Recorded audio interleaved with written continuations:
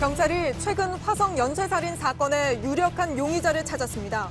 국립과학수사연구원의 감정 결과 사건 당시 확보해둔 범인의 DNA 정보와 50대 남성 이모 씨의 DNA가 일치했습니다. JTBC 취재 결과 유력한 용의자 이 씨는 현재 다른 사건으로 복역 중입니다. 유일하게 검거된 8차 화성 사건의 살인범을 제외하고 DNA가 일치하는 용의자가 나온 건 이번이 처음입니다. 조국 장관 부인인 정경심 교수가 자신의 가족펀드 운용사인 코링크 주식을 직접 사기로 한 계약서를 JTBC가 입수했습니다. 2016년 9월 작성된 코링크 신주 청약서에는 정 교수가 코링크 주식 500주를 액면가 100배인 5억 원에 사겠다는 내용과 함께 정 교수 인감도 찍혀 있었습니다. 여당과 법무부는 피의사실 공개 금지를 강화하는 새로운 규정은 조국 장관 관련 수사가 끝난 뒤에 적용하기로 했습니다. JTBC 확인 결과 당정은 고위공직자가 검찰에 소환될 때 언론에 공개된다는 점을 문제점으로 꼽고 있어 논란이 될 것으로 보입니다. 경기도 파주에 이어 연천에서도 아프리카 돼지열병 확진 농가가 나왔습니다. 두 농장 모두 같은 사료업체를 이용했던 것으로 드러났는데 해당 농장을 출입한 차량이 강원도 등을 오간 것으로도 확인돼 전국으로 돼지열병이 퍼졌을 수 있다는 우려가 커지고 있습니다. 지난달 일본을 찾은 한국 관광객이 지난해 같은 기간에 비해 48%나 줄었다고 일본 관광국이 밝혔습니다. 이런 가운데 우리 정부는 오늘부터 일본을 수출 우대국 명단인 화이트리스트에서 제외했습니다. 정부가 60세 정년을 넘긴 노동자를 기업이 계속 고용하게 하는 방안을 검토하기로 했습니다. 계속 고용하게 하는 나이는 65세가 유력한데 실제 제도가 도입되면 사실상 정년 연장 효과를 낼 걸로 보입니다. 사물 인터넷 센서가 달려있는 이른바 스마트 쓰레기통입니다. 실시간으로 쓰레기 양을 전송해서 이 환경미화원들이 바로바로 수거할 수 있도록 한 건데요. 하지만 현장에서는 이 무용지물이란 소리가 나옵니다. 잠시 후 밀착 카메라에서 전해드립니다. 공기청정기가 도로 위로. 내일을 바꾸는 현대수소 전기차. JTBC 뉴스룸을 시작합니다. 경찰이 화성 연쇄 살인 사건의 유력한 용의자를 찾았습니다. 이 남성은 50대이고 이모 씨입니다. 최근 국립과학수사연구원이 감정을 했는데 사건 당시에 확보했던 범인의 DNA 정보와 이 씨의 DNA가 일치하는 걸로 나왔습니다. 특히 JTBC 취재 결과 일치한 DNA 정보는 현재까지 2건인 걸로 파악됐습니다. 경찰은 당시 수사 기록 등을 다시 분석하고 있습니다. 한 달 정도 조사를 한 뒤 진짜 범인인지 여부를 결론 내릴 예정입니다. 먼저 최승기 기자의 보도입니다. 최근 경기 남부지방경찰청의 미제 사건 수사팀은 화성 연쇄살인 사건의 유력한 용의자의 신상을 확인했습니다. 이 남성은 50대 이모 씨입니다. 경찰은 이 씨가 화성 연쇄살인 사건의 용의자라는 첩보를 입수한 뒤 이 씨의 DNA를 확보해 국립과학수사연구원으로 보냈습니다. 화성 연쇄살인 사건 현장에서 나온 체액 등 범인의 DNA 정보가 이 씨의 DNA와 일치하는지 맞춰보기 위해서입니다. 국과수는 경찰이 보관 중인 화성 연쇄살인 사건 현장 증거물에서 DNA 정보를 추출한 뒤 이를 이 씨의 DNA와 맞춰봤습니다. JTBC 취재 결과 국과수 감정에서 2건의 DNA 정보가 일치하는 것으로 나왔습니다. 1986년부터 1991년 동안 10명의 피해자가 나온 화성 연쇄살인 사건에서 DNA 정보가 일치한 것은 범인이 검거된 8차를 제외하면 이번이 처음입니다. 1988년 9월 8차 사건의 범인 윤모 씨는 연쇄살인이 아닌 모방범이었습니다.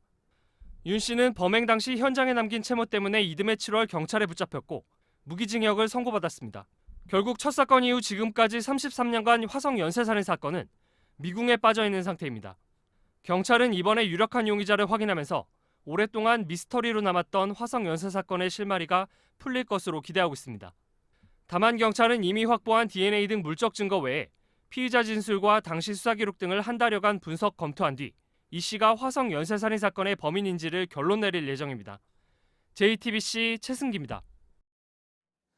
경찰이 DNA가 일치한다고 파악한 유력한 용의자에 대해서 현재까지 알려진 내용은 50대 남성이고 이모 씨라는 겁니다. 화성 연쇄살인 사건 당시 용의자의 나이가 20대였으니 30년 정도가 지난 지금 50대가 됐을 거란 이야기는 계속 나왔습니다. 이 씨는 화성 연쇄살인 사건과 관련이 없는 다른 강력범죄를 저질러서 법원에서 이미 유죄를 선고받았습니다. 이 씨는 현재 교도소에 복역 중입니다. 계속해서 류정화 기자입니다. 국립과학수사원의 감정에서 화성 연쇄살인 사건 때의 DNA 정보와 일치하는 것으로 나온 사람은 50대 남성 이모 씨입니다. 화성 연쇄살인 사건이 있었던 1986년부터 1991년 당시엔 20대의 나이였습니다. 이 씨는 화성 연쇄살인 사건과는 관련이 없는 또 다른 강력 사건을 저질렀습니다. 화성 연쇄살인 사건의 마지막인 10차 사건이 일어난 뒤입니다. 이 사건으로 법원에서 유죄가 선고됐고 오랜 기간 수감 생활을 해왔습니다. 화성 사건의 공소시효가 만료된 2006년까지 대부분의 시간을 교도소에서 보냈습니다. 그리고 지금도 복역 중인 것으로 확인됐습니다. 이 강력 사건은 경기도 화성 일대와 거리가 있는 곳에서 벌어졌습니다.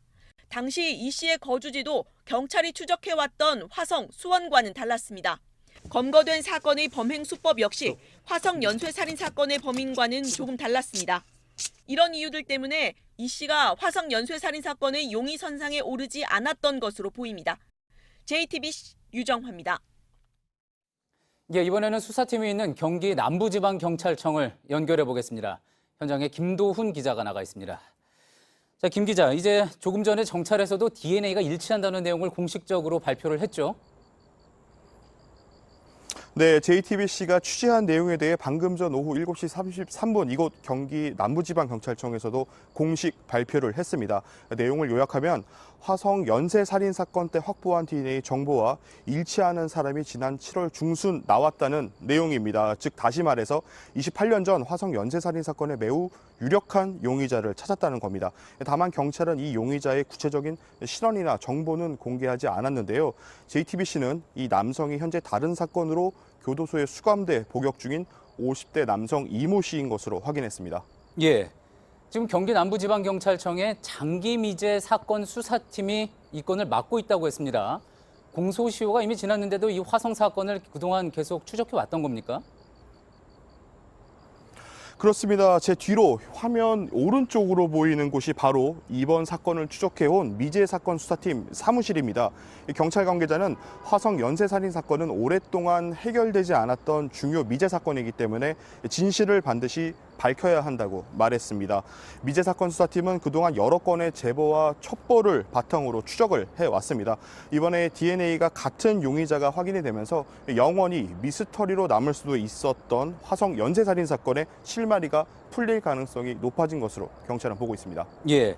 장기 미제 사건 수사팀, 경찰에 이런 팀도 있었나 좀 낯설게 느끼는 시청자분들도 계실 것 같습니다. 그런데 다른 지방경찰청에도 이 조직이 있다고 하죠? 네, 2015년 8월에 살인죄 공소시효 폐지 법안이 국회를 통과했습니다. 이를 계기로 전국 지방경찰청 10여 곳에 전담 수사팀이 꾸려졌습니다. 장기 미제 사건을 끝까지 추적하기 위해서입니다. 이곳 경기 남부지방경찰청에도 2016년 1월에 만들어졌습니다. 비록 공소시효는 만료가 됐지만 미제 사건 수사가 해결이 되면 완전 범죄는 없다는 것이 다시 한번 확인되는 겁니다. 예, 살인죄 공소시효 폐지가 2015년 8월이었는데 화성 살인 사건은 그 이전에 있었던 거기 때문에 소급 적용이 안 됐다. 이런 이야기군요. 자, 이제 경찰의 수사 그럼 앞으로 계속 진행이 될 텐데 지금은 어떻게 이루어지고 있고 또 앞으로 더 밝혀내야 할 내용은 뭡니까? 네, 두 건의 DNA 정보가 일치했기 때문에 강력한 증거가 확보됐지만 사건 당시 확보했던 다른 증거 자료들도 대조하고 있습니다. 또 당시 수사팀 관계자를 통해 조사를 보강하고 사건 기록도 다시 살펴볼 예정입니다. 조사가 마무리될 때까지는 적어도 한 달 정도가 더 걸릴 것으로 예상됩니다. 지금까지 경기 남부지방경찰청에서 JTBC 김도훈입니다. 예, 지난 15일은 화성 연쇄살인 사건의 첫 번째 사건이 발생한 지 정확히 33년째 되는 날이었습니다. 10명의 희생자가 나왔고 200만 명이 넘는 경찰관이 투입되지만 범인이 잡힌 건 모방범죄였던 8번째 사건, 단 한 건에 불과했습니다. 대한민국 최대 미제 사건으로 불렸던 화성 연쇄살인 사건의 사건 일지를 최규진 기자가 정리했습니다. 1986년 9월 19일 오후 2시 경기도 화성시 태안읍의 한 풀밭에서 이상한 자세로 누운 시신이 발견됐습니다. 닷새 전 실종된 71살 이모 씨였습니다. 그때까지만 해도 경찰은 새벽에 벌어진 단순 뺑소니 사고라고 추정했습니다. 하지만 불과 한 달여 만에 비슷한 사건이 또 일어났습니다. 그해 10월 20일 오후 3시쯤 두 번째 피해자인 25살 박모 씨의 시신이 농수로에서 발견됐습니다. 범인은 버스를 기다리던 박 씨를 성폭행하고 살해한 뒤 시신을 훼손했습니다. 경찰은 화성경찰서에 수사본부를 만들어 정식 수사에 착수했습니다. 그리고 두 달 만에 세 번째, 네 번째 피해자가 나왔습니다. 1차 사건 현장 5km 이내에서 한 달에 한 번꼴로 시신이 발견된 겁니다. 경찰 조사 결과 피해자들은 모두 혼자 귀가하던 여성들이었습니다. 화성 연쇄살인 사건이라는 표현도 이때 처음 나왔습니다. 해가 바뀌어도 사건은 이어졌습니다. 1987년 1월 10일 정남명 관악리의 논바닥에서 여고생 홍 모양의 시신이 발견됐습니다. 경기지방경찰청까지 수사를 확대했지만 넉 달 뒤 희생자가 또 나왔습니다. 1987년 5월 2일과 1988년 9월 7일 주부 박모 씨와 안모 씨가 각각 시신으로 발견됐습니다. 현장에는 범인의 신발 자국이 남았지만 빗물에 씻겨 내려간 뒤였습니다. 이듬해 경찰은 유력한 범인을 체포하기도 했습니다. 1988년 8번째 피해자를 살해한 22살 윤모 씨가 붙잡히면서 수사는 마무리되는 듯 했습니다. 하지만 DNA 분석 결과 모방 범죄로 드러났고 사건은 다시 미궁에 빠졌습니다. 그리고 1990년 11월 15일 최연소 피해자이자 당시 중학교 3학년이었던 김모 양이 숨진 채 발견됐습니다. 이듬해 4월 3일 동탄면 반송리 야산에서 발견된 권모 씨의 시신을 마지막으로 범인은 자취를 감췄습니다. 지난 33년간 경찰이 화성 연쇄살인 사건에 포함한 살인 사건은 총 10건. 수사 대상자만 2만 명이 넘었고 연인원 205만 명의 경찰관이 투입됐지만 실마리를 찾진 못했습니다. 1986년 벌어진 미수 사건에서 유일한 생존자는 범인이 키 170cm 정도의 20대 후반 남성이라고 밝혔습니다. 이 남성이 7차 사건 현장에서 수원으로 가는 버스를 타는 걸 봤다는 목격자도 있었습니다. 하지만 과학수사 기법이 도입되지 않았을 때였고 용의자로 지목된 3명이 극단적인 선택을 했습니다. 유족들은 자백을 유도했다고 말하기도 했습니다. JTBC 최규진입니다. 10차 사건으로 불리는 마지막 화성 연쇄살인 사건의 공소시효는 2006년 4월 2일에 만료됐습니다. 당연히 앞서 있었던 사건들도 공소시효가 모두 끝났는데요. 이 때문에 범인을 특정한다고 해도 법으로 처벌할 수는 없습니다. 하지만 영구미제로 남을지 모르는 사건의 실마리를 풀 수 있게 됐다는 점에서 이번 경찰의 수사는 의미가 큽니다. 박민규 기자입니다. 1986년부터 1991년까지 5년에 걸쳐 일어난 10번의 살인 사건. 8차 사건의 범인은 검거됐고 나머지 사건의 공소시효는 모두 끝났습니다. 당시 형사소송법상 살인죄 공소시효는 15년, 1차 사건의 시효가 2001년 9월 14일 끝난 걸 시작으로 2006년 4월 2일 마지막 10차 사건 시효까지 만료됐습니다. 범인을 특정했다고 해도 처벌할 수 없게 된 지 13년 지났습니다. 살인죄 공소시효는 2007년 15년에서 25년으로 늘어났고 이후 사회적 논의를 통해 폐지 수순을 밟았습니다. 2013년 6월 성폭력처벌법 개정으로 먼저 강간 등 살인죄의 공소시효가 없어졌고 2015년 7월 이른바 태완이법으로 불리는 형사소송법 개정안이 시행되면서 모든 살인죄의 시효가 폐지됐습니다. 그러나 이미 시효가 끝난 사건에 대해선 이 법을 소급해 적용할 수 없습니다. 경찰이 추가 수사를 통해 유력 용의자 이모 씨가 범행을 저지른 게 맞다고 판단해도 이 씨를 재판에 넘길 순 없습니다. 시효가 끝난 사건에 대해 할 수 있는 법적 조치는 공소권 없음 처분뿐입니다. 그럼에도 모두가 영구 미제로 끝났다고 믿어온 사건의 결론이 뒤늦게나마 달라질 가능성이 생긴 상황. 처벌 여부를 떠나 우리 사회에 완전 범죄는 없단 경종을 울리는 의미가 있습니다. JTBC 박민규입니다. 예, 이 사건은 저희 JTBC의 기동 이슈 팀에서 계속 취재를 해왔습니다. 좀 더 자세히 짚어볼 내용들이 많아서 팀장에게 좀 더 설명을 직접 들어보도록 하겠습니다. 기동 이슈 팀의 오대영 팀장이 나와 있습니다. 자, 먼저 유력한 용의자 이 씨 어떻게 확인이 됐는지 가장 궁금합니다. 네, 핵심은 첩보입니다. 경기지방경찰청, 경기 남부청에 여러 사건들에 대한 제보가 들어오고 있는데 특히 이 사건에 대해서 제보가 꽤 많이 들어왔다고 합니다. 그래서 이 씨를 좀 특정해서 조사를 하게 됐고 이 씨의 DNA를 확보를 했습니다. 그리고 사건 당시, 그러니까 화성 사건 당시의 DNA 정보도 가지고 있었습니다. 이걸 함께 국과수로 넘겨서 국과수에서 이걸 대조해 봤더니 일치한다는 결과가 나왔습니다. 그 시점이 7월 말쯤으로 파악이 되고 있습니다. 예, 그렇군요. 자, 그렇다면은 어떤 첩보에서 시작이 됐다 이렇게 볼 수가 있을 텐데 공소시효가 끝났다고 앞서 리포트에서도 전해드리지 않았습니까? 그럼에도 불구하고 이와 관련된 수사는 계속 진행을 해왔던 거군요. 그렇습니다. 저희가 파악하기로는 올해 들어온 첩보가 11건입니다. 네, 그리고 지난해 들어온 첩보도 한 11건 정도로 파악이 되고 있습니다. 꾸준히 계속 들어오고 있었군요. 그렇습니다. 그리고 그 직전해, 그러니까 2017년에는 30건이 넘는 관련된 첩보가 들어왔는데 이걸 지속적으로 수사를 해왔고 그중에서 이 씨를 찾아낸 겁니다. 매년 첩보와 제보가 이어지고 있는데 이렇게 DNA 정보가 일치한 건 처음입니다. 그렇군요. 앞서 이제 8차 사건에서도 용의자 DNA가 일치해서 범인을 잡은 적은 있었지만 그거는 모방범죄, 별건의 모방범죄였던 거잖아요. 이렇게 두 건에서 DNA가 일치한 거는 이번이 처음이었던 거죠. 맞습니다.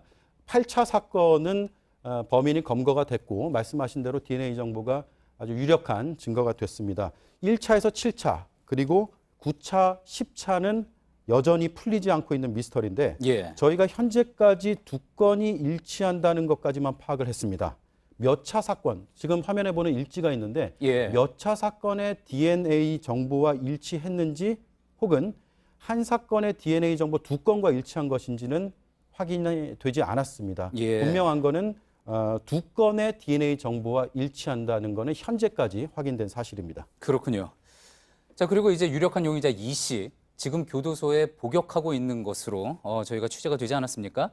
그런데 이거는 화성 연쇄 살인 사건과는 완전히 별개의 사건이라고 하죠? 그렇습니다. 저희 취재팀이 확보한 사실관계 내용 중에 하나가 50대 남성 이모 씨라는 겁니다.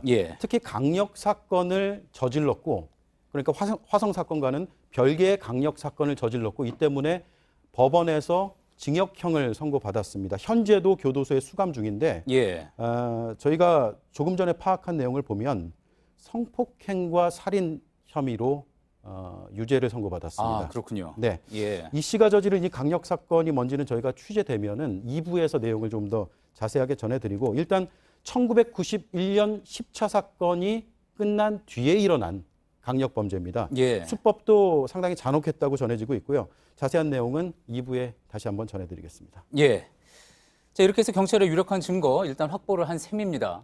그런데 지금 2단계에서 그렇다고 해서 저희도 이제 취재를 하고 보도를 해드리면서 상당히 조심하고 있는 부분이기도 한데 화성 사건의 범인이라고 단정하기는 좀 이른 단계인 거죠? 물론입니다. 일단 아주 유력한 증거가 나왔다는 거고요. 유력한 증거 DNA 정보가 일치한다는 것만으로도 그동안의 수사에서는 밝혀지지 않은 사실이 어느 정도 상당히 진척된 상황에서 밝혀졌다라고 일단 볼 수는 있습니다. 하지만 앞으로 한 달여의 수사 과정은 이어질 것으로 보입니다. 과거의 수사 기록을 일단 다 봐야 되고요. 또 앞으로 증거물 그동안에 이제 수집된 증거물도 다시 한번 찬찬히 살펴봐야 됩니다. 당시 수사팀 담당자가 어떻게 수사했는지 그것도 면담을 통해서 다 들어봐야 되고요. DNA가 확실하긴 하지만 가장 대표적인 장기 미제 사건이고 국민의 관심사가 상당히 컸고 지금도 큰 사건이기 때문에 이번만큼은 확실하게 조사를 하겠다. 그리고 미제 사건을 확실히 밝혀내겠다라고 경찰 관계자는 전했습니다.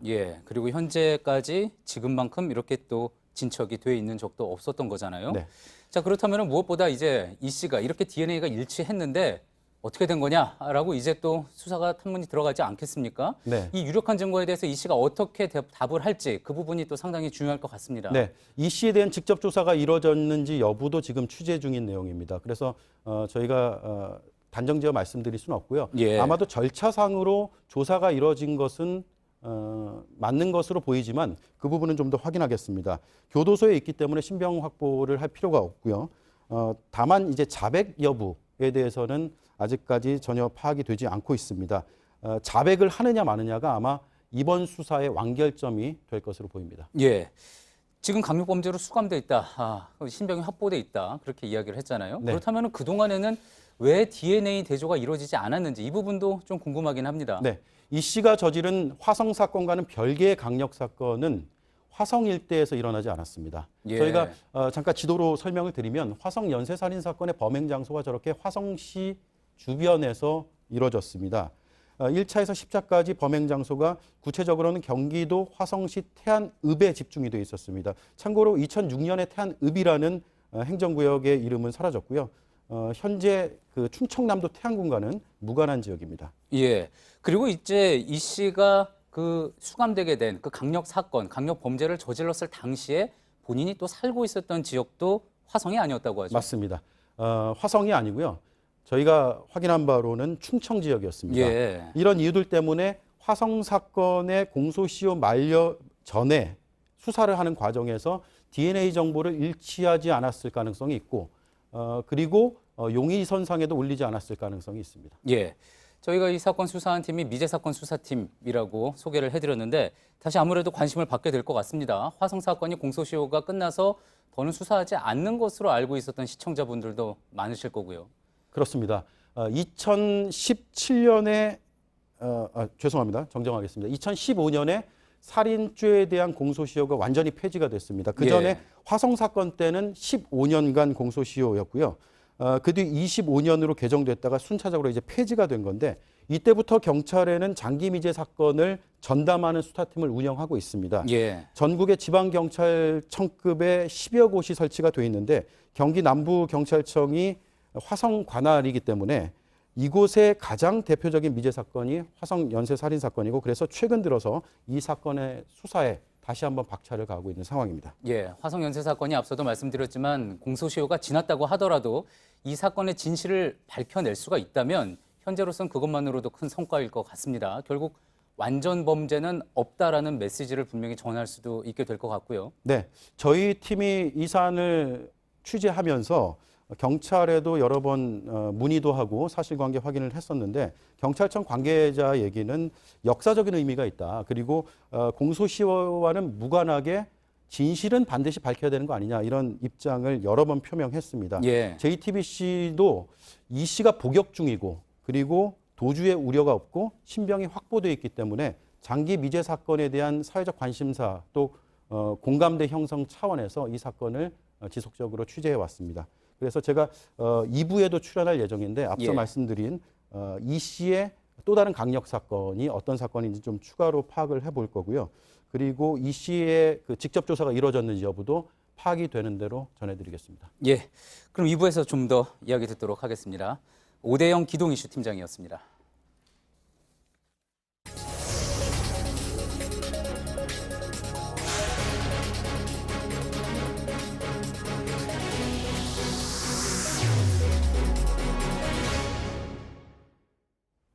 네, 지금부터는 조국 장관의 부인 정경심 교수와 관련해서 저희가 새롭게 취재한 내용을 전해드리겠습니다. 그동안 조국 장관과 정경심 교수는 사모펀드에 투자만 했을 뿐 그 펀드를 운영한 회사 코링크의 존재에 대해선 전혀 알지 못했다고 주장해왔습니다.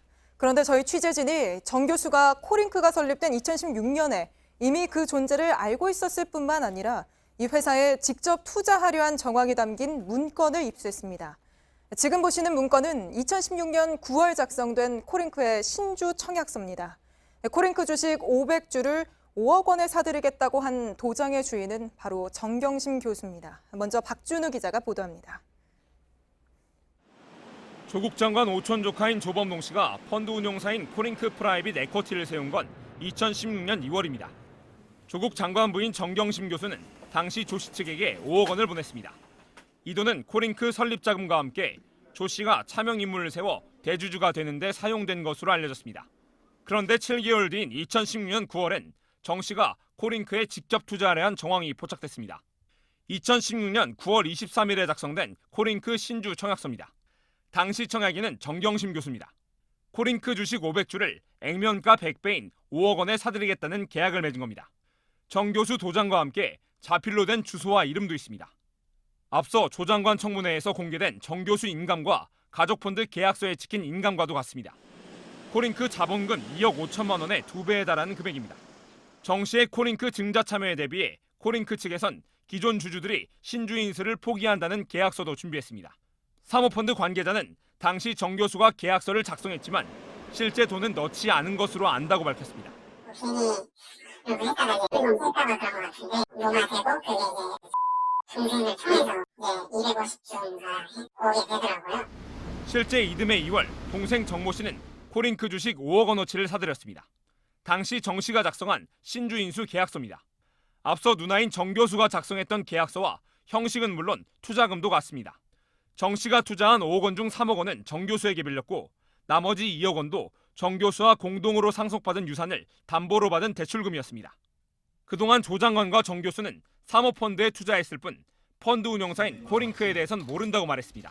먼저 저는 코링크라는 이름 자체를 이번에 알게 되었고요. 사모펀드라는 것이 잘 뭔지도 모르는 사람입니다. 동시에 제 처도 전문 투자자가 아닙니다. 법무부는 해당 신주 청약서를 정 교수가 직접 작성한 것이 맞냐는 질문에 수사 중인 사안이라 말할 수 없다고 밝혔습니다. JTBC 박준우입니다. 네, 사안이 좀 복잡해서 취재 기자와 자세히 한번 짚어보겠습니다. 탐사기획부 이태경 기자 나와 있습니다. 자, 이 기자, 오늘 우리가 새로 입수한 이 문건이 조국 장관 부인 정경심 교수가 코링크피의 주식을 사들이겠다 이런 청약서 같은 거죠? 그렇습니다. 저희가 코링크 내부 관계자들을 취재해서 입수한 문서인데요.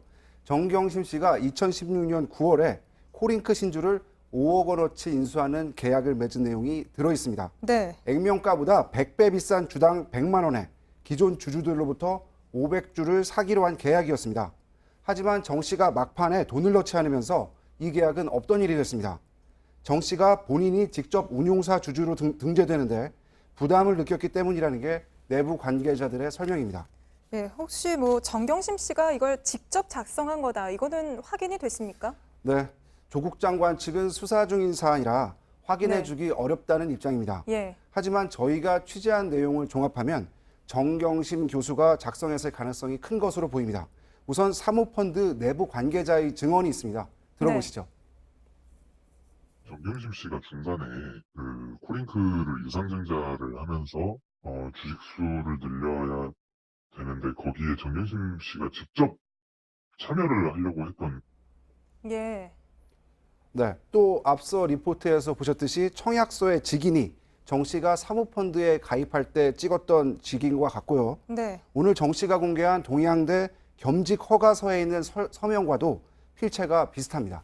예, 어제도 저희가 지적을 했지만 조국 장관 쪽은 코링크의 존재 자체를 몰랐다, 이런 입장 아니었습니까? 네, 조국 장관과 부인 정경심 씨는 그동안 조 장관이 민정수석이 되고 난 이후인 2017년 7월에 코링크 피의를 알게 됐다고 해명했습니다. 직접 들어보시죠. 네. 제가 민정수석이 되고 난 뒤에 개별 주식을 가지 못한다, 라는 걸 얘기를 듣고 집안의 오촌 조카가 그 문제의 전문가고 또 그쪽에 활동을 하고 있다고 해서 물어보았더니 자기와 아주 친한 사람이 이걸 운영하고 있다라고 소개시켜 줬습니다. 네, 부인 정경심 씨도 페이스북을 통해서 투자한 펀드 운용사와 계열사의 운영에 관여하지 않았다는 취지로 해명을 했습니다. 하지만 사모펀드에 가입하기 10개월 전에 주식 청약서를 작성한 걸 감안하면 이 같은 해명의 신뢰도는 낮아질 수밖에 없을 듯합니다. 네, 사실 정 교수가 2016년에 계약하려던 게 5억 원어치잖아요. 그렇습니다. 근데 그 다음 해에 정 교수 동생이 코링크에 투자한 돈도 뭐 공교롭게도 같이 5억 원 아닙니까? 그 5억 원도 정 교수에게 빌리거나 뭐 공동으로 빌렸다, 이런 이야기가 나오고 있어서 이 부분에 대한 의혹도 좀 더 커질 것 같은데요. 네, 우선 전체적인 흐름을 먼저 보겠습니다. 우선 2016년 2월에 정경심 씨가 조국 장관의 조카 조범동 씨 부부에게 5억 원을 보내고 이 돈으로 코링크 PE를 설립합니다. 네. 그로부터 7개월 뒤인 같은 해 9월에 코링크 주식 5억 원어치를 사는 계약을 맺었습니다. 다만 정 씨가 돈을 넣지 않으면서 이 계약이 실행되진 않았습니다. 네. 그런데 정경심 씨는 신주 청약을 포기한 지 5개월 뒤인 2017년 2월에 동생 정모 씨와 함께 코링크 PE 사무실로 가서 5억 5억 원어치 주식을 사는 계약을 다시 맺었습니다. 예. 이때는 동생 이름으로 계약했는데 액면가에 200배 비싸게 매겨서 5억 원어치를 샀습니다. 결국 코링크 초기 설립부터 추가 증자에 들어간 10억 원 대부분이 정 교수 돈이거나 정 교수로부터 흘러간 돈으로 보입니다. 예, 조국 장관이나 정경심 교수 쪽은 이 펀드에 투자했을 뿐 운용사는 몰랐다 이렇게 계속 해명을 해왔는데 그렇죠. 만약에 이 운용사의 차명이나 아니면 직접적으로 투자를 했다고 하면 어떤 문제가 생길 수 있는 거죠? 네, 정경심 씨가 동생 이름으로 투자했다면 공직자윤리법, 네. 운용사에 직접 투자한 뒤 그 운용사가 운영하는 펀드, 가족 펀드로 알려진 블라인드 펀드에 또 투자한 건 자본시장법 위반 소지가 있습니다. 기존에 보도해드린 것처럼 블라인드 펀드에 투자한 이후에 동생 정모 씨가 코링크 PE의 관계사들을 사실상 지배한 것도 문제가 될 수 있습니다. 코링크가 투자한 2차 전지업체인 WFM의 주식을 직접 산 것이 대표적인데요. 펀드가 투자한 내부 정보를 이용해서 직접 차익을 누릴 수 있기 때문입니다. 어디에 투자하는지 몰라야 하는 블라인드 펀드의 근본 취지도 무너뜨리게 됩니다. 네, 잘 들었습니다. 이태경 기자 고생하셨습니다. 네, 검찰은 이런 가운데 조국 장관 일가의 펀드 의혹 그리고 입시 의혹과 관련해 소환 조사에도 속도를 내고 있습니다. 조 장관 부인 정경심 교수에 대한 소환 조사도 상당히 임박한 분위기라고 하는데요. 검찰 취재기자 연결해 바로 소식 들어보겠습니다.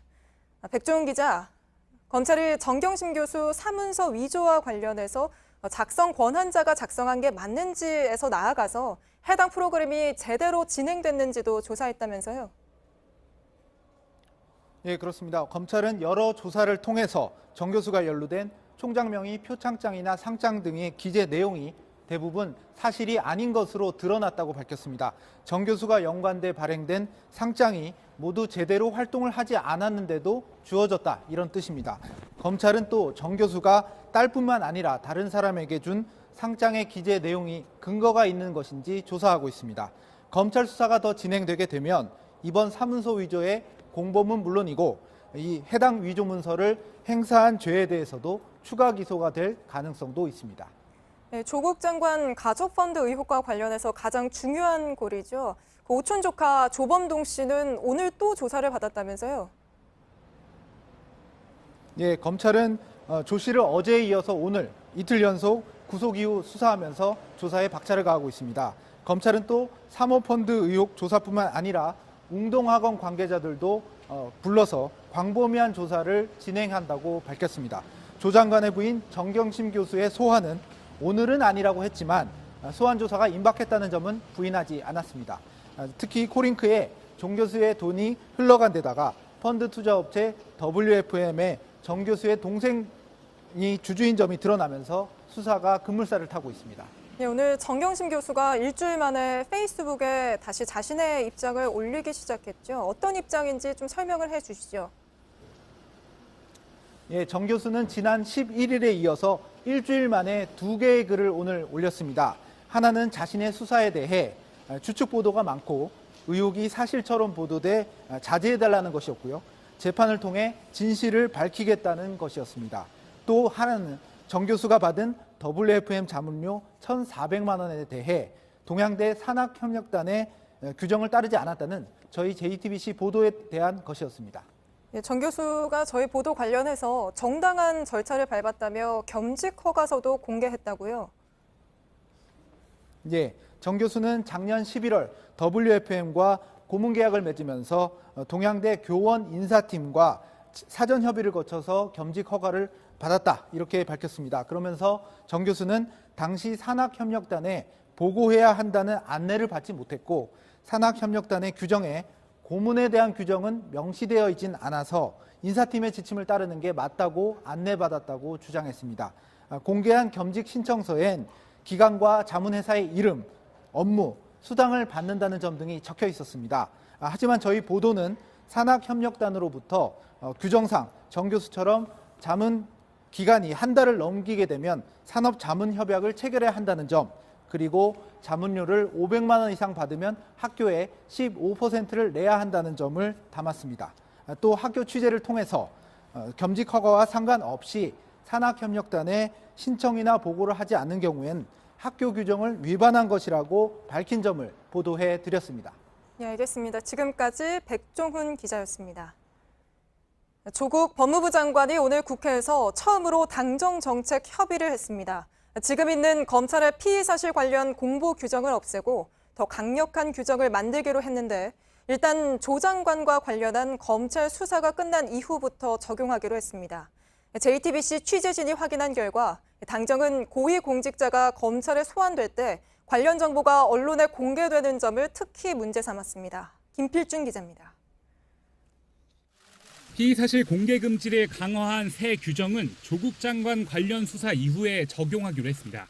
제 가족을 둘러싼 검찰 수사가 마무리된 후에 시행되도록 하겠습니다. 부인이 기소되는 등 검찰 수사가 진행 중인 상황에서 규정을 바꾸는 건 부적절하다는 지적을 의식한 것으로 보입니다. 민주당은 내용을 놓고도 의견 수렴을 거치겠다고 했습니다.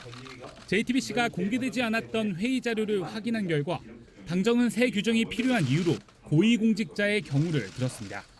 현재는 차관급 이상 공무원 등의 경우 검찰이 소환과 관련한 정보를 공개할 수 있어 문제라는 겁니다. 그러면서 공적 인물도 정보를 공개하기 위해서는 본인 동의를 받고 언론이 촬영하려면 서면 동의까지 받아야 한다고 돼 있습니다. 사실상 새 규정이 수사받는 고위공직자 보호수단이 되는 셈입니다. 실제 현재 규정에는 예외적으로 차관급 이상과 국회의원, 정당이나 대기업 대표 등의 실명 공개를 허용했지만 새 규정의 초안에는 실명 공개도 빠졌습니다. 이런 가운데 민감용 경찰청장은 국회 토론회에 나와 수사기관의 공보와 언론의 보도 관행은 문제라며 경찰도 공보 규정을 손질하겠다는 입장을 밝혔습니다. JTBC 김필주입니다. 여당과 정부는 재산 비례 벌금제도 추진하기로 했습니다. 지금은 재산이 적든 많든 내는 벌금 액수는 똑같은데요. 재산이 많으면 벌금도 더 내게 하겠다는 겁니다. 최재원 기자입니다. 조국 법무부 장관은 후보자 시절인 지난 2일 기자간담회에서 재산 비례 벌금제 도입을 예고했습니다. 문재인 대통령님의 대선 공약입니다. 대선 공약을 집행하는 것이 장관의 권한 이전의 의무라고 생각합니다. 더불어민주당과 법무부는 오늘 제도 추진을 공식화했습니다. 같은 범법 행위라도 재산이 많으면 벌금을 더 내게 하겠다는 겁니다. 법무부가 지난달 설명한 사례입니다. 음주운전으로 처벌을 받는 경우 연봉 1억 5천만 원인 사람은 벌금을 2,100만 원 내야 하지만 연봉이 2천만 원인 경우는 350만 원만 내는 식입니다. 현재 총액벌금제는 재산이 많든 적든 똑같은 벌금을 내야 합니다. 재산 비례 벌금제를 도입하여 경제적 능력에 따라 처벌 정도와 효과가 달라지는 불평등한 벌금 제도를 개선할 것입니다. 그러나 헌법상 평등권을 침해할 수 있고 재산이 얼마인지 정확히 파악하기 쉽지 않다는 우려의 목소리도 나옵니다. 또 당정은 상가 임차인에게만 인정되던 임대차 계약 갱신 청구권을 주택 임차인에게도 보장하기로 했습니다. 임차인이 2년 임차 기간이 끝난 뒤 2년 연장을 요구하면 집주인에게 특별한 사정이 없는 한 이를 받아들이도록 해 사실상 전월세 기간을 2년에서 4년으로 늘리겠다는 내용입니다. JTBC 최재원입니다. 정치권에선 오늘도 조국 장관을 둘러싼 여야 공방이 계속되고 있습니다. 자유한국당과 바른미래당은 공동으로 조 장관에 대한 국정조사 요구서를 국회에 제출했습니다. 국회 취재기자 바로 연결해 보겠습니다. 강희연 기자, 야당이 제출한 국정조사 요구서, 구체적으로 어떤 부분에 대한 조사를 요구하고 있는 겁니까? 네, 국정조사 대상은 이 조국 장관의 가족이 투자한 사모펀드와 또 딸의 부정입학 의혹, 그리고 웅동학원 관련 의혹 등입니다. 여기에 청와대와 법무부가 부당하게 검찰 수사에 개입했는지 여부 등도 포함이 됐습니다. 한국당 의원 110명 전원과 또 바른미래당 의원 일부를 포함해서 모두 128명이 이 국정조사 요구서에 동의를 했습니다. 또 오늘 한국당에선 이주영 국회 부의장과 심재철 의원이 추가로 삭발을 하면서 조국 장관의 파면을 요구했습니다. 네, 128명이 동의를 했으면 이게 국회 본회의를 통과할 가능성은 그렇게 높진 않겠습니다. 네, 현재로선 쉽지 않습니다. 이 본회의에서 국회의원 과반이 출석해서 이 중 과반의 찬성을 얻어야 합니다.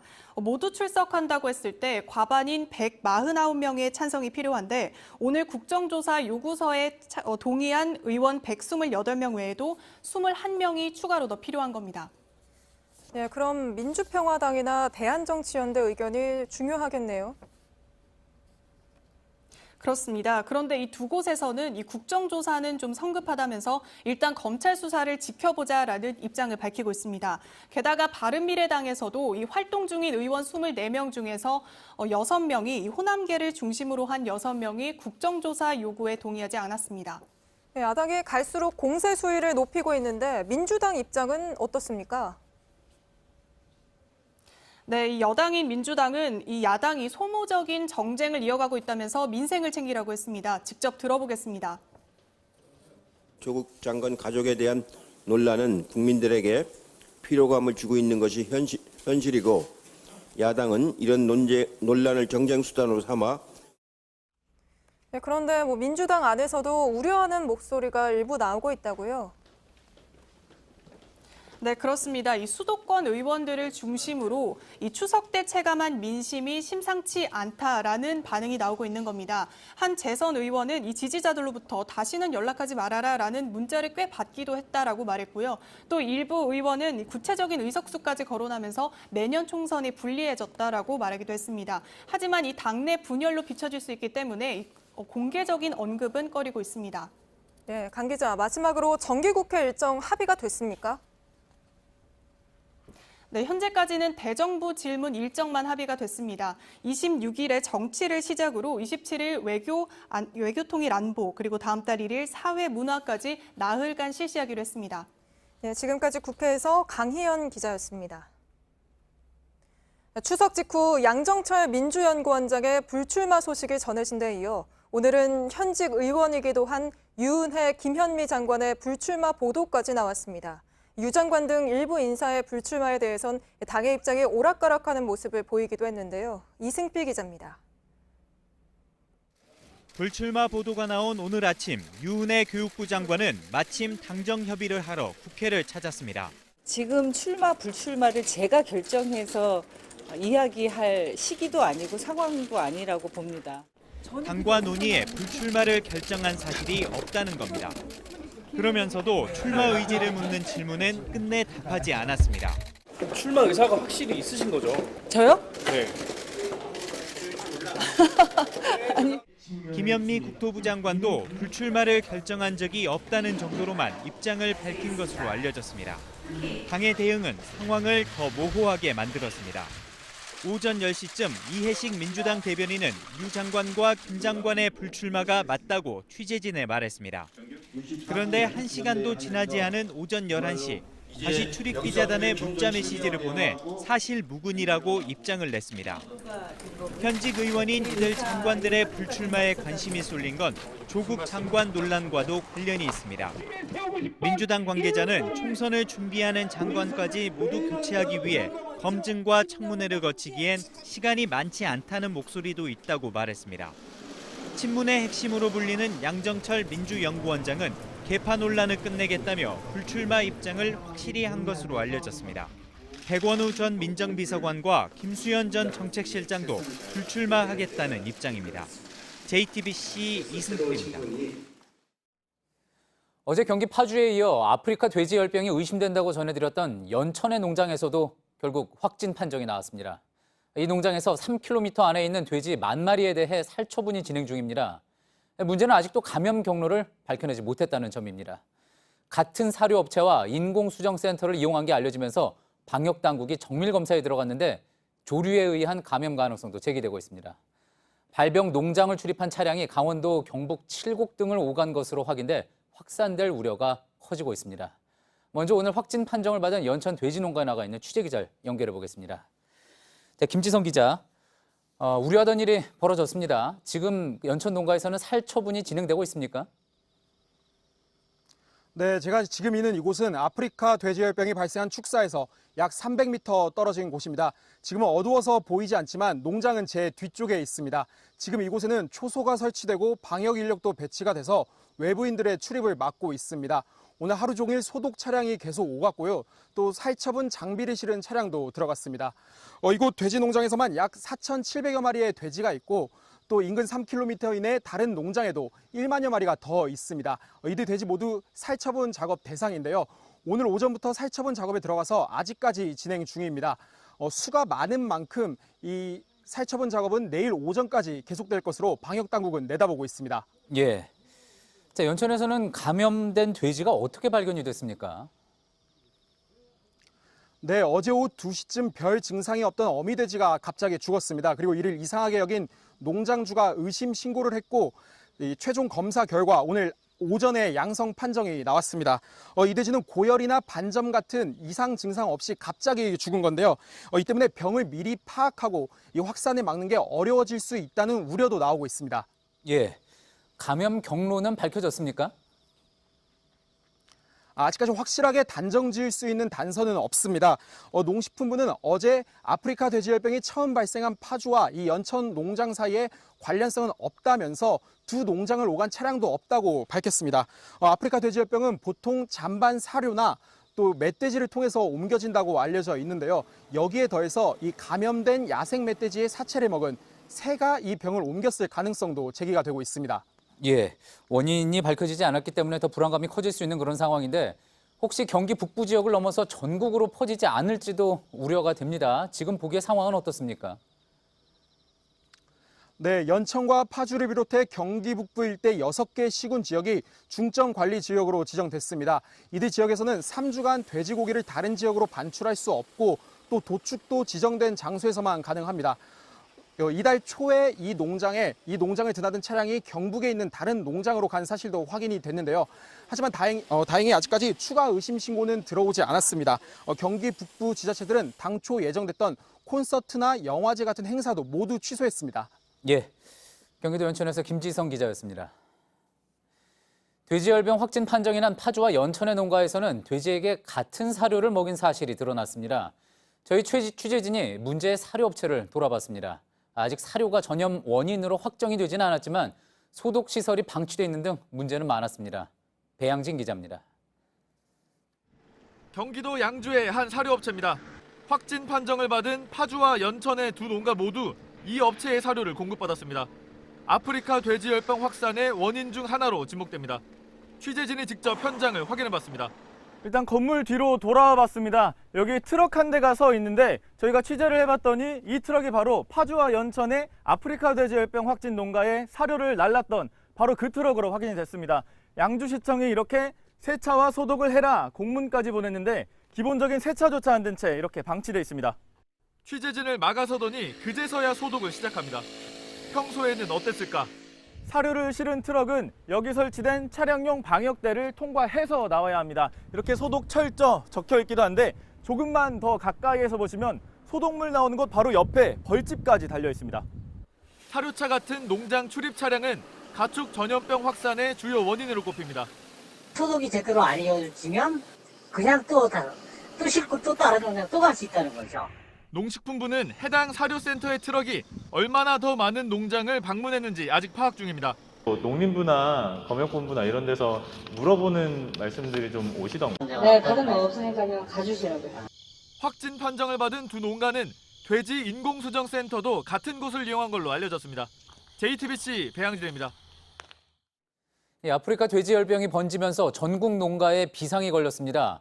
파주와 연천 농장에 있던 바이러스가 전국 500여 곳으로 옮겨갔을 가능성도 있습니다. 정부는 내일까지 전국 돼지 농가와 작업장의 모든 출입을 제한하고 전국 6개 지역을 중점 관리하기로 했습니다. 이어서 정재우 기자입니다. 돼지열병이 어디까지 번질지 몰라 전국 농가들은 바짝 긴장하고 있습니다. 연천과 파주 농장에 들렀던 트럭 등이 거쳐간 시설은 전국에 500곳이 넘습니다. 정부가 경기도는 물론이고 경북이나 전남까지 조사하는 이유입니다. 아직 다른 지역에서 감염 증상은 나타나지 않았지만 긴장을 늦출 수가 없는 상황입니다. 감염 경로는 아직도 파악되지 않았습니다. 6개월에서 1년까지 걸릴 수도 있습니다. 원인을 정확하게 모르기 때문에 불안감이 더 큽니다. 정부는 우선 감염 가능성이 높은 지역부터 집중적으로 관리하기로 했습니다. 파주와 연천을 중심으로 포천, 동두천, 김포, 철원 등 6개 지역을 중점 관리 지역으로 정했습니다. 이 지역의 돼지는 3주 동안 다른 지역으로 나갈 수 없습니다. 도축도 지정된 곳에서만 해야 합니다. 지나다니는 차량은 반드시 소독을 해야 합니다. 돼지 농가는 치료하기 위한 경우가 아니면 드나들지 못하도록 했습니다. JTBC 정재우입니다. 예, 이렇다 보니 전국 대부분 지역에서 돼지를 잡지도 또 경매에 붙이지도 못했습니다. 공급이 달리게 될 상황이라 벌써부터 돼지고기 가격이 들썩거리는데요. 정작 식당이나 마트에서는 돼지고기를 꺼리는 분위기에 손님이 끊길까 봐 걱정입니다. 성화선 기자입니다. 돼지고기 경매가 사실상 중단되자 재고가 없는 일부 정육점은 당장 오늘부터 돼지고기 가격을 올렸습니다. 어제는요? 어제는 12,000원. 어제 경매 시장에서 30% 넘게 도매 가격이 뛰면서입니다. 식당에선 돼지고기 값이 오른 것도 손님 발길이 뜸해질 것도 모두 걱정입니다. 고기 단가가 오른 거에 비해서 우리가 또 가격을 올릴 수 있는 건 아니잖아요. 손님들이 좀 꺼려지지 않을까. 돼지가 아닌 다른 음식들을 먹으려고 하지 않을까. 실제로 돼지고기를 꺼리는 소비자도 있습니다. 그렇게까지 먹일 필요는 없고 다른 닭고기나 소고기로 대체하면 되니까.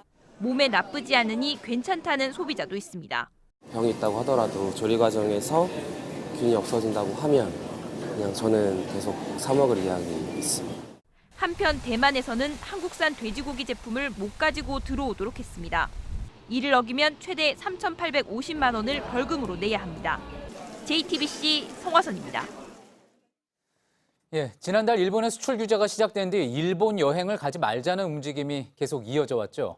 과연 정말 얼마나 안 갔을까? 지난달 기준으로 따져봤더니 일본을 찾은 한국인 관광객 숫자는 30만 명 정도. 작년에 비해 반토막이 났습니다. 황예린 기자입니다. 지난달 일본을 찾은 한국인 수가 지난해 같은 기간에 비해 48% 줄었습니다. 지난 7월엔 지난해 대비 7.6%가 줄었는데 한 달 새 일본을 찾는 발길이 더 뜸해지면서 한국인 관광객 숫자가 반토막이 난 겁니다. 올해 들어서도 일본이 수출 규제판을 펴기 전까진 한국인 방문객 수가 56만 명 밑으로 떨어진 적이 없습니다. 하지만 지난달 관광객 수는 30만 명 남짓까지 줄어 2016년 수준으로 떨어졌습니다. 한국인이 찾지 않으면서 일본을 찾은 전체 관광객 수도 지난해에 비해 2.2%가 줄었다는 게 관광국의 집계입니다. 올해 내내 오름세였던 일본의 외국인 관광객 수가 처음으로 꺾인 겁니다. 한국인 방문객 숫자는 갈수록 더 줄어들 전망이어서 일본 관광업계는 직격탄을 맞게 됐습니다. JTBC 황예린입니다. 우리 정부가 오늘부터 일본을 화이트리스트, 그러니까 전략물자 수출 우대국에서 제외했습니다. 지소미아를 종료하기로 하고 세계무역기구에 제소한 데 이어 내린 조치입니다. 2달 전에 아무런 예고 없이 한국에 대한 수출 규제를 시작했던 일본은 이번에는 상당한 유감이라며 반발했습니다. 도쿄에서 윤서령 특파원입니다. 한국 정부의 화이트리스트 배제 조치에 대해 일본 정부는 불만을 표시했습니다. ながら韓国側から十分な説明これなされてません。本日制度見直しが施行されたことは極めて遺憾であります。 자신들이 한국을 화이트리스트에서 뺀 뒤 보였던 고압적인 태도는 완전히 잊은 듯한 모습입니다. 日韓関係に影響を与えることを意図したものではなく、ましてや経済報告や対抗措置といったものではない。 일본 언론들도 일본 정부가 먼저 취한 조치는 뒤로 한 채 한국이 보복 조치를 취했다고 전했습니다. 이번 조치로 일본은 수출 시 일괄 허가를 받는 가 지역에서 빠져서 가의 2지역으로 새로 지정됐습니다. 이에 따라 1,735개 품목에 대해선 일본 수출 시 원칙적으로 모두 개별 허가를 받아야 합니다. 그럼에도 불구하고 일본 정부는 기분은 나쁘지만 별다른 영향은 없을 거라는 입장입니다. 하지만 일부 산업 현장에선 당혹감이 감지됩니다. 니케이는 실제로는 어떤 품목의 수출 수속이 번잡해질지 불투명하기 때문에 당혹감이 커지고 있다고 업계 분위기를 전했습니다. 일본의 반도체 관련 업체의 경우 한국산 원료를 일본산으로 대체할 수는 있지만 교체 작업에만 수개월이 걸릴 수 있어 혼란스러워하고 있다는 겁니다. 도쿄에서 JTBC 윤서령입니다. 일본은 도쿄올림픽을 통해 8년 전 동일본 대지진, 또 후쿠시마 원전 사고에서 회복됐다는 걸 내세우려고 합니다. 그래서 올림픽에 재건이나 부흥이란 표현을 계속 붙이고 있는데 지금 후쿠시마를 비롯한 재난 지역에서는 이 부흥올림픽은 속임수라는 목소리가 나오고 있습니다. 온누리 기자입니다. 도쿄올림픽 야구 경기가 열리는 후쿠시마 인근에선 축제가 잇따르고 있습니다. 최근엔 100여 명의 어린이들이 올림픽 스타들과 함께 올림픽의 날 축제를 했습니다. 2011년 동일본 대지진, 그리고 후쿠시마 원전 사고에서 회복됐다는 걸 다양한 이벤트를 통해 내세우고 있습니다. 더 나아가 1년도 남지 않은 도쿄올림픽은 재난에서 벗어났다는 걸 확인받는 무대입니다. 그러나 이 지역 주민들의 생각은 좀 다릅니다. 일본 아사히 신문이 발행하는 주간 아사히 최신호는 부흥올림픽은 속임수인가라는 제목으로 재난 지역의 부정적인 정서를 이야기했습니다. 부흥올림픽에 대한 주민들의 반발이 지금도 적지 않다고 소개했습니다. 실제로 지난 2월 설문조사에선 후쿠시마 인근 주민 10명 중 7명 정도가 올림픽이 재난지역 부흥에 도움이 되지 않는다고 답했습니다. 그 이유로는 화려한 올림픽 때문에 재난지역의 심각성이 가려진다는 것, 또 올림픽 때문에 오히려 도시 재건 사업이 밀릴 것이라는 걱정이 나왔습니다. 도쿄올림픽은 후쿠시마 원전 사고를 감추기 위해 이용되고 있다는 전직 일본 외교관의 비판도 함께 실었습니다. 일본은 방사능 문제를 지적하는 건 한국뿐이라고 말하지만 일본 내부는 물론 독일 전문가와 시민단체들도 그 위험성을 지적하며 움직이고 있습니다. 한때 노벨 평화상을 받았던 핵전쟁 방지 국제의사회의 독일 지부는 최근 독일 올림픽위원회 앞에서 항의 시위를 했습니다. 또 소셜미디어를 통해 도쿄올림픽은 방사능 올림픽이라고 경고했습니다. JTBC 온누리입니다. 지적장애를 앓던 20대 여성을 때려 숨지게 한 일당이 경찰에 붙잡혔습니다. 함께 살던 피해자를 말을 안 듣는다며 거의 매일 때리고는 숨지자 130km 떨어진 야산에 묻은 겁니다. 묻힐 뻔한 이 사건은 이들이 납치한 또 다른 녀석을 경찰이 발견하면서 세상으로 나오게 됐습니다. 정진명 기자입니다. 호승줄에 묶인 남성이 경찰서로 들어갑니다. 곧이어 마스크로 얼굴을 가린 여성도 들어갑니다. 28살 A씨 등 5명이 받는 혐의는 살해 후 시신 유기. 왜 살해하셨나요? 왜 살해했습니까? 지적 장애를 앓던 B씨는 가출 후 이곳저곳을 전전하던 상황. B씨는 SNS로 알게 된 A씨를 따라 지난 6월 전북 익산 원룸에서 함께 살기 시작했습니다. A씨 등 남녀 5명도 함께 사는 곳입니다. 이들은 거의 매일 B씨를 폭행했습니다. 피해자가 말을 듣지 않는다는 이유였습니다. 경찰은 B씨가 2달 넘게 이어진 폭행에 숨진 것으로 보고 있습니다. 범행은 여기서 끝나지 않았습니다. 피의자들은 시신을 차 트렁크에 싣고 전북 익산에서 경남 거창의 야산까지 가서 안매장했습니다. 범행을 들키지 않으려 숨진 곳에서 134km 떨어진 곳에 묻은 겁니다. 사건이 드러난 건 이들이 납치한 또 다른 여성을 경찰이 찾아내면서입니다. 방금 사건 하다가 그 피해자를 수사하다가 다른 사건이 밝혀진 거죠. 경찰은 이들 일당이 여성을 납치 살해한 정확한 이유에 대해 수사 중입니다. JTBC 정진명입니다. 어제 어깨 수술을 받은 박근혜 전 대통령은 현재 서울 성모병원 21층 VIP 병동에 입원해 있습니다. 병실 이용료만 한 달에 1억 원 가까이 든다고 하는데요. 병원 측이 박 전 대통령이 머무는 이 층 전체를 통제하고 있어서 현재 특혜 논란도 일고 있는데 조보경 기자가 짚어봤습니다. 박근혜 전 대통령은 서울 성모병원 21층 VIP실에 입원해 있습니다. 21층에는 총 31개 병실이 있는데 박 전 대통령은 이 중 가장 큰 병실을 쓰고 있습니다. 면적은 185제곱미터로 하루 이용료가 327만 원, 한 달에만 1억 원 가까이 드는 셈입니다. 전직 대통령은 국공립 병원비가 면제되지만 재직 중 탄핵된 박 전 대통령은 예우를 받지 못합니다. 더구나 사립대학 병원이기 때문에 병원비는 모두 본인이 부담하는 게 원칙입니다. 박 전 대통령 측은 돈을 어떻게 마련할지 밝히지 않고 있고 일부 지지자들은 모금 운동을 벌이겠다고 나섰습니다. 병원 측은 박 전 대통령의 입원 기간 내내 엘리베이터 한 대를 21층 전용으로 쓰기로 했습니다. 일반 이용객들이 이용할 수 있는 엘리베이터가 줄어든 겁니다. 취재진이 직접 병원을 찾아가 봤더니 나머지 엘리베이터는 21층 버튼이 아예 눌리지 않게 조치해 사실상 출입을 통제하고 있습니다. 병원 측은 특혜가 아니라 안전사고를 막기 위한 조치고 아직 불만을 제기하는 환자나 보호자는 거의 없다고 해명했습니다. 2, 3개월로 예정된 입원 기간이 같은 수술을 받은 다른 환자들보다 길다는 지적도 나왔습니다. 주치의는 구치소 안에서 재활치료를 하기가 어렵기 때문에 입원 기간을 길게 잡을 수밖에 없다고 설명했습니다.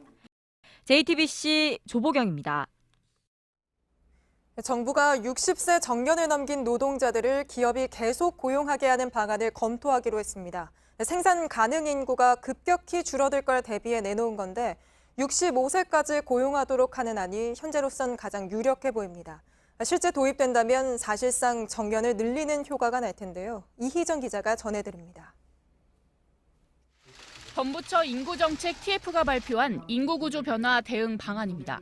정년을 넘긴 노동자들을 기업이 계속 고용하도록 하는 방안이 핵심입니다. 이른바 계속 고용제도입니다.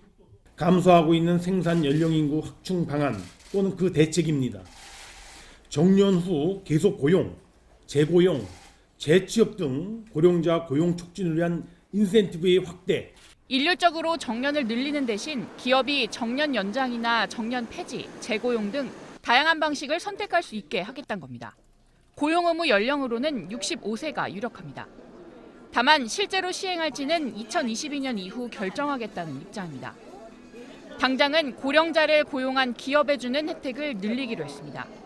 내년부터 60세 이상 고령자를 고용했을 때 주는 지원금을 늘리고 정년을 넘긴 노동자를 다시 고용하면 한 달 30만 원씩 장려금을 주기로 했습니다. 정부가 이 같은 방안을 내놓은 건 급격한 저출산 고령화로 생산 가능 인구가 빠르게 줄고 있기 때문입니다. 이 때문에 외국인 노동자들이 더 오래 국내에 머물 수 있게 하는 방안도 검토됩니다. 줄어드는 학생, 청년 인구를 감안해 학교와 군대 구조를 바꾸는 대책도 추가로 내놓을 예정입니다. 여기엔 교사 수를 조정하고 여군을 늘리는 방안 등이 담길 가능성이 있습니다. 문제는 정년이 사실상 늘어날 경우 당장 청년 일자리난은 더 심해질 수 있다는 겁니다.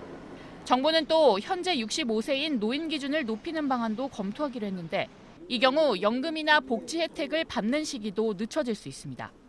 JTBC 이희정입니다. 최근 있었던 사우디 핵심 석유 시설에 대한 드론 공격이 이란에서 시작됐을 가능성이 크다는 미국 언론들 보도가 잇따르고 있습니다. 사우디는 여기서 한 발 더 나아가서 자신들을 공격한 무기가 이란제라며 실물 공개를 예고하고 나섰습니다. 워싱턴에서 임종주 특파원입니다. CNN은 공격이 이란 기지에서 시작됐을 가능성이 크다고 전했습니다.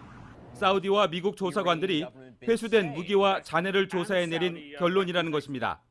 There is a very high probability that these low-altitude drone-enhanced cruise missiles took off from Iranian bases inside Iran. 또 궤적을 보면 최소 10발 이상이 그쪽에서 날아왔다고 전했습니다. 몇 발은 이란 디자인을 토대로 한 것으로 보이는 쿠두스-1 미사일일 수도 있다고 했습니다. 워싱턴 포스트도 이란 영토에서 발사된 것으로 미국 당국자들은 믿고 있다고 전했습니다. 사우디 국방부는 오늘 그 무기의 실물을 공개하겠다고 예고했습니다. 미국은 전방위 압박에 나섰습니다. 트럼프 대통령은 유엔 총회에서 로한 이란 대통령을 만나지 않겠다고 했고 펜스 부통령도 나섰습니다. As the president said, we don't want war with anybody, but the United States is prepared. We're locked and loaded. 그러나 상황이 녹록지는 않아 보입니다. 이란은 미국이 현실을 무시하고 자신들을 의심한다며 맞서고 있습니다. 미 의회에선 민주당은 물론 공화당 내부에서도 군사 개입에 대한 우려와 경계의 목소리가 나오고 있습니다. 워싱턴에서 JTBC 임종주입니다.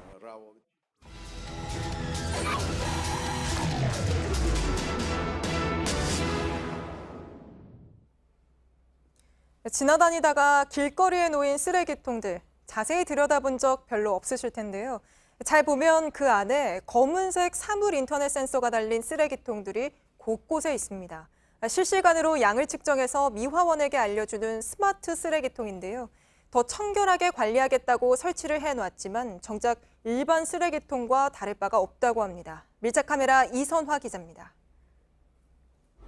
길거리에서 흔히 볼 수 있는 쓰레기통입니다. 이렇게 내용물이 꽉 찰까봐 앞쪽에 봉투도 따로 달아놓았는데요. 그런데 이 쓰레기통 안쪽 위쪽을 자세히 한번 들여다보면요. 이렇게 검정 센서가 달려 있습니다. 이른바 스마트 쓰레기통입니다. 센서는 쓰레기의 양을 파악합니다. 내용물이 차면 스마트폰 앱을 통해 미화원이나 담당 공무원에게 알림이 갑니다. 쓰레기가 넘치기 전에 바로 치울 수 있도록 한 시스템입니다.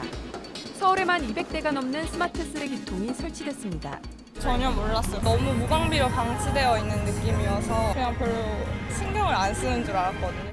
실제 제대로 관리되는지 스마트 쓰레기통 하나를 지켜봤습니다. 앞에 걸어둔 봉투까지 꽉 찼지만 환경미화원은 나타나지 않습니다. 그대로 이렇게 나와 있잖아요. 이렇게 되면 또 이제 센서가 또 있는 게 또 의미가 없어지니까 또 무용지물인 것 같고 관리가 잘 되면 좋을 것 같아요. 미화원들은 정작 앱을 사용하지 않는다고 말합니다. 실시간으로 정보를 받는다고 해도 정해진 동선이 있기 때문에 곧바로 가서 처리하기 어렵다는 겁니다. 그거를 실질적으로 사용 안 해요. 시간 되고 뭐 겉으로 외관상 보기에 그냥 꽉 차면 치우는 거지 뭐 그게 시스템에 따라서 돌아가지는 않아요. 저희는 동선이 있죠. 당초 하루 3번으로 정해진 수거 횟수를 줄이겠다는 취지도 무색해졌습니다. 서울시의 태양광 사업 일환으로 마련한 압축 쓰레기통도 쉽게 볼 수 있습니다. 한 대당 약 200만 원을 들여 설치했습니다. 쓰레기통 위에 있는 패널을 이용해서 이 태양광으로 전기를 만들어서 안에 쓰레기가 꽉 차면 압축을 하는 식인데요. 그런데 이 안쪽에 보면 쓰레기가 거의 80% 정도 찼는데 이 충전은 양쪽 다 거의 되지 않고 있는 상태입니다. 쓰레기 쌓이는 속도가 태양광 충전 속도보다 빠른 겁니다. 비 올 때 이제 날은 흐린 날은 잘 안 돼서 비 오는 날 되면은 충전이 안 되니까 이 기계가 멈춰갖고 효과를 많이 못 봤다고 저는 생각해요. 40대 얘기하면 세금 수령받고 안 나온다 싶으면 일가드레이트로 전환시킬 수도 있는 거고. 설치한 지 몇 달 안 됐는데 벌써 고장이나 재구시를 못하는 곳도 많습니다. 하지만 기기 오작동보다 더 문제인 건 시민들의 이용 방식입니다. 똑똑한 쓰레기통이라고 적혀 있습니다. 그리고 위에는 얼음이나 음료를 넣지 말라고도 적혀 있는데요. 이 압축하는 방식이다 보니까 이 눌렀을 때 남아있는 얼음이나 음료가 있으면 오히려 지저분해지기 때문입니다. 그런데 이 쓰레기통 안쪽에 있는 음료통을 꺼내서 보면요.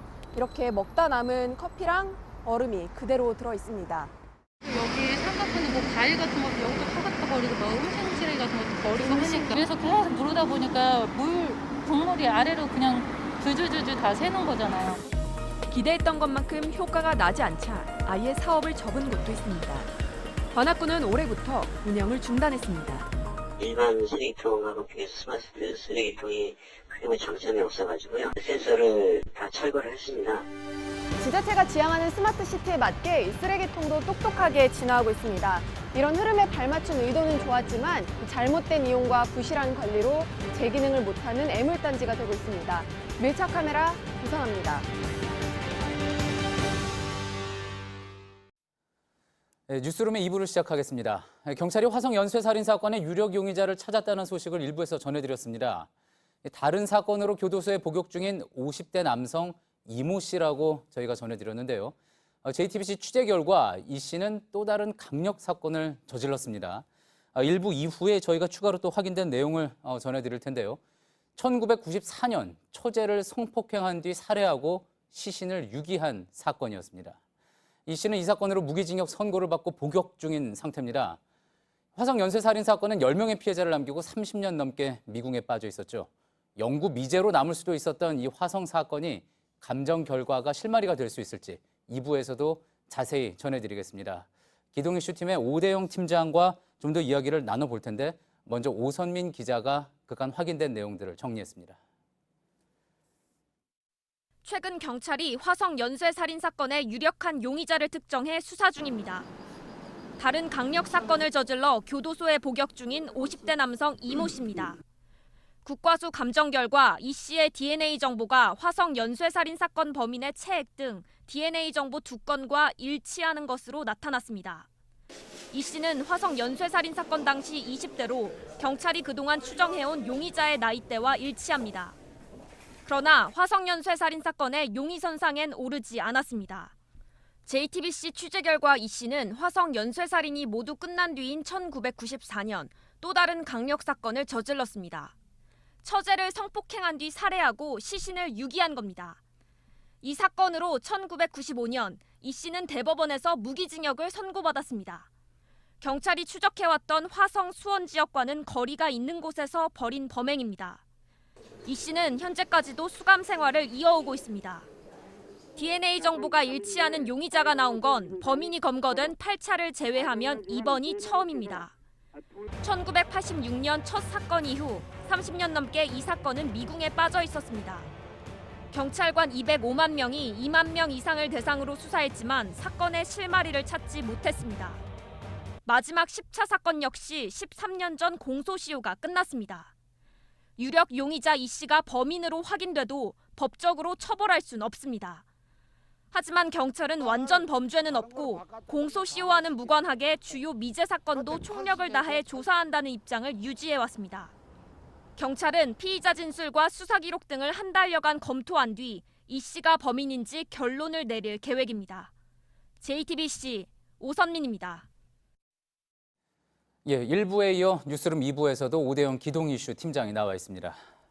자, 오대영 팀장, 새롭게 취재된 두 가지 팩트가 있습니다. 네. 1부에서 이제 전해드린 내용에서 진전된 내용들인 건데 그 전에 우선 이제 유력 용의자에 대한 확인 소식부터 좀 정리를 해볼까요? 네, 제가 1부에서 7월 말에 DNA 정보 대조 결과가 나왔다고 했는데 정확히 다시 말씀드리면 7월 중순입니다. 예. 7월 중순에 이 씨의 DNA 정보와 그간 경찰이 갖고 있던 화성 사건의 DNA 정보가 일치한다는 것이 밝혀졌고 국과수의 그 결과를 경찰이 받았습니다. 그러니까 8차 사건을 제외하면 1차부터 10차까지 9번의 사건에서 어떤 사건의 DNA 정보인지는 거기까지 파악은 안 됐습니다. 다만 9차와 10차의 DNA 정보는 어느 정도 남아 있다는 게 그동안 보도를 통해서 나왔던 내용이기 때문에 9차 혹은 10차 사건에서 나온 DNA 정보와 이 씨의 DNA 정보가 일치했을 가능성이 있습니다. 이건 추정입니다. 그리고 한 사건의 두 가지 그 물증에서 나온 DNA와 일치된 두 건인지 아니면 두 건이 개별 사건, 그러니까 예컨대 9차 사건 혹은 10차 사건 혹은 9차 사건 그 이전 사건의 DNA 정보와 일치하는 것인지는 조금 더 확인해 봐야 될 것 같습니다. 예, 상당히 또 조심스러운 부분이기도 한데 그러니까 그동안 나머지 모든 사건들의 범인인 건지 아니면은 한 건 혹은 두 건의 사건인지는 앞으로 좀 더 수사를 통해서 밝혀져야지 되겠군요.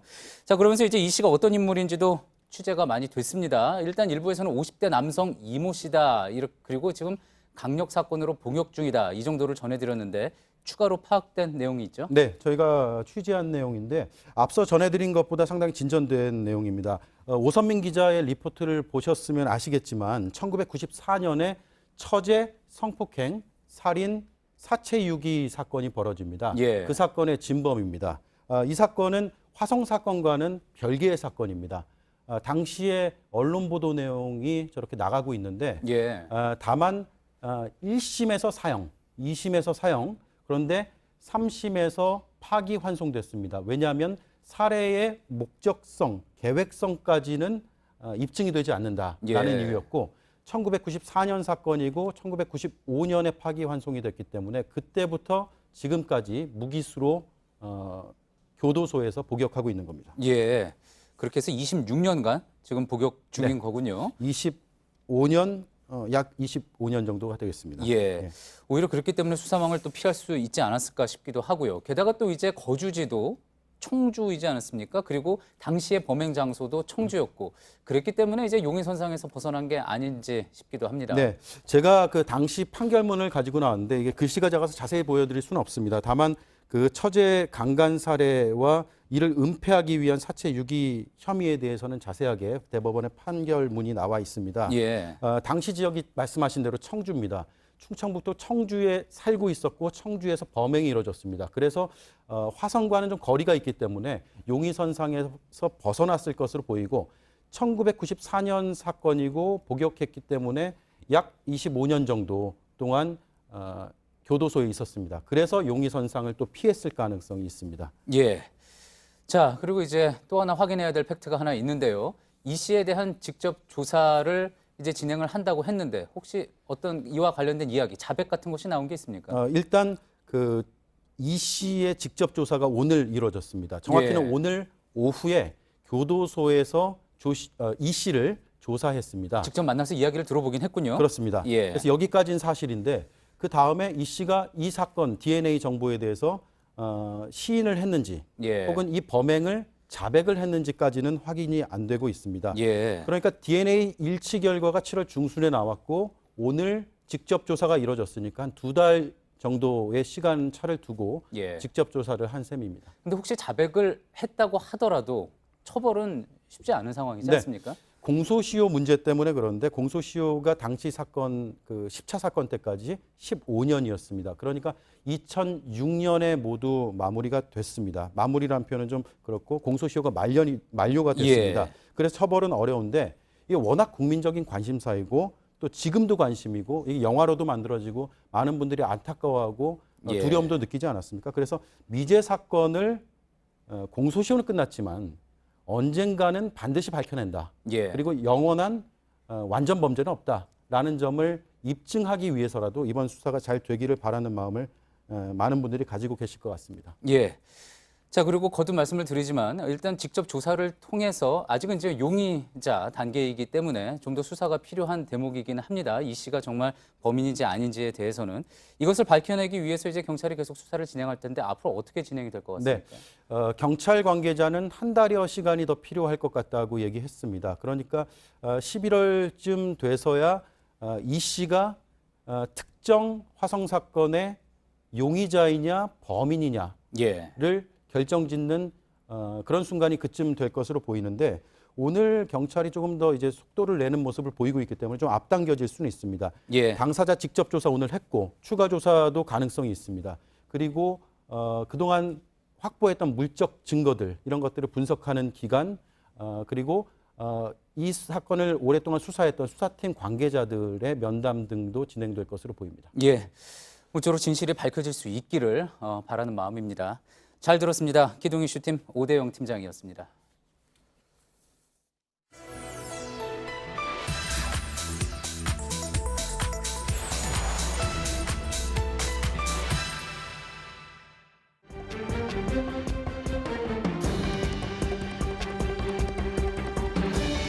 주택임대차에서 상대적으로 약자의 위치에 있는 임차인에게 계약갱신을 요구할 수 있도록 하고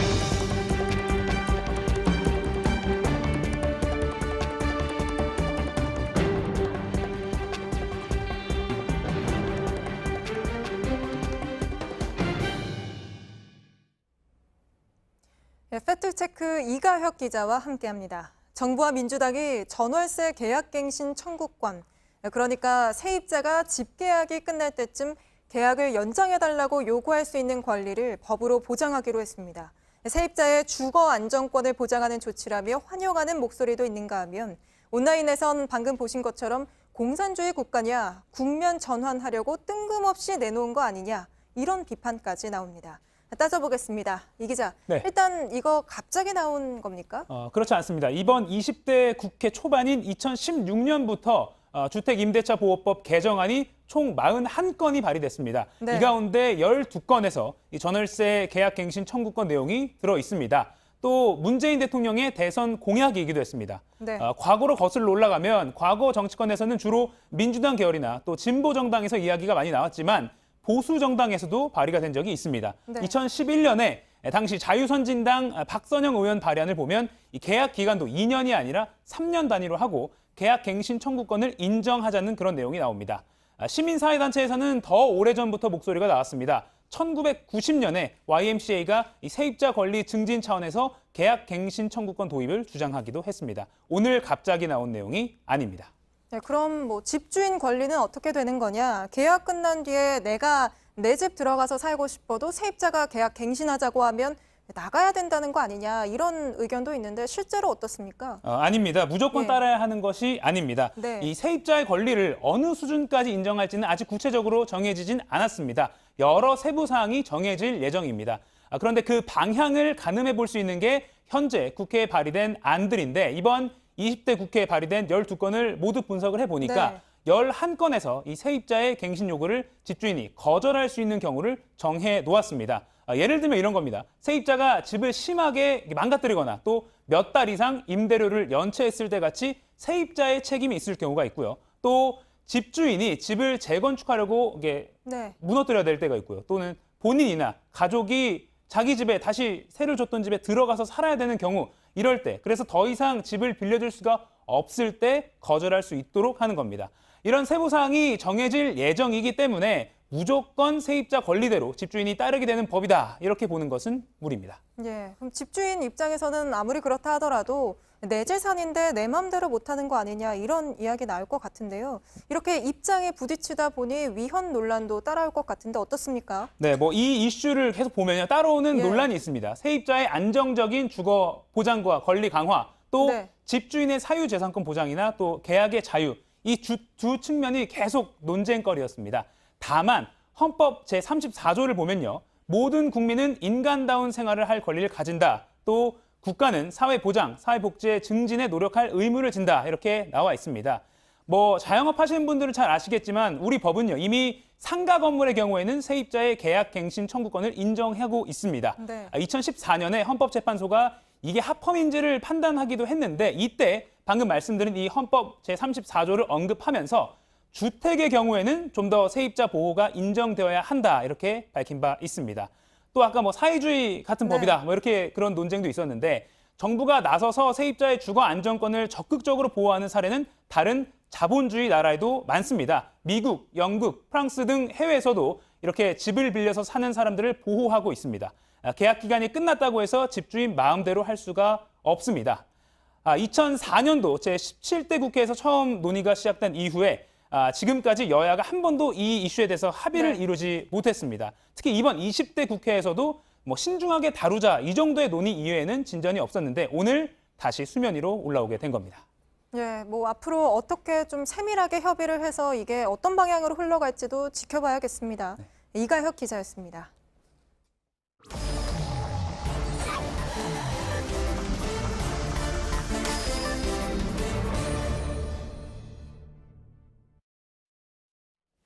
예, 비하인드 뉴스 시간입니다. 정치부 박성태 기자가 나와 있습니다. 첫 번째 키워드를 볼 텐데요. 오늘은 키워드가 두 개라고 하죠? 예, 오늘 뭐 화성 용의자 등 주요 뉴스가 많아서 두 개만 준비했습니다. 예, 첫 번째 키워드는 뭡니까? 첫 키워드는 내가 가서 도와줄 으로 했습니다. 예, 누가 누구를 가서 도와주는 겁니까? 결국에는 아버지가 딸을 도와주려 했던 것 아니냐라는 의혹을 받는 건데요. 예. 무소속인 천정배 의원이 오늘 국회 회의 중에 텔레그램 메신저를 이용해서 보내려던 메시지가 카메라에 포착이 됐습니다. 예. 그 내용을 좀 더 잠깐 보면 대화 중에 한 부분이 특히 눈에 띄었는데요. 내가 이번 국감은 구주반에 속해 프랑스, OECD 그리고 여러 나라를 언급하고요. 공관에 갈 예정이다라고 돼 있습니다. 그리고 딸에게 너와 가까운 직원들이 있으면 알려주고 내가 가서 도와줄까지 쓴 상태에서 카메라에 포착이 됐습니다. 예. 천정배 의원은 외교통일위원회 소속이고요. 10월 달에 국감이 있는데 국감이 있으면 외통위에서 보통 해외 공간의 현장 국감을 갑니다.